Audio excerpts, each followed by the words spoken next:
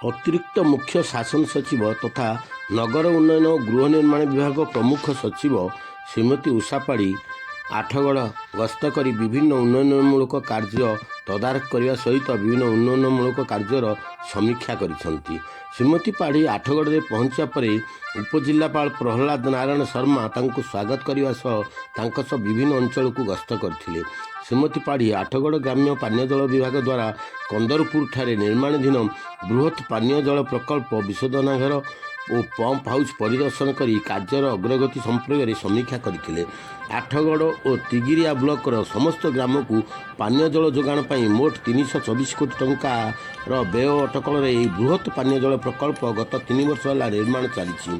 कंदरपुर प्रकल्प ठारे उपस्थित आठगड़ ग्राम्य पानीय जल विभाग निर्वाही यंत्री अंकित प्रतीक टोपनू को आसंता मे मास सुधा कार्य सारे निर्देश देते। पर आठगड़ उपखंड डाक्तखाना परिदर्शन कर श्रीमती पाढ़ी डाक्तखानार भित्तिभूमि और निर्माणाधीन 5 महला विशिष्ट अट्टालिका तदारख करने सह उपखंड डाक्तखाना अधीक्षक डाक्तर मानस रंजन पानी आलोचना करते। डाक्तर और कर्मचारी बासभवन गुड़िक बहु पुराणा और जराजीर्ण हो पड़ा देखि तुरंत नूतन क्वार्टर्स निर्माण पर नक्शा प्रस्तुत करने लगी एनएसी और पूर्त विभाग को निर्देश देते।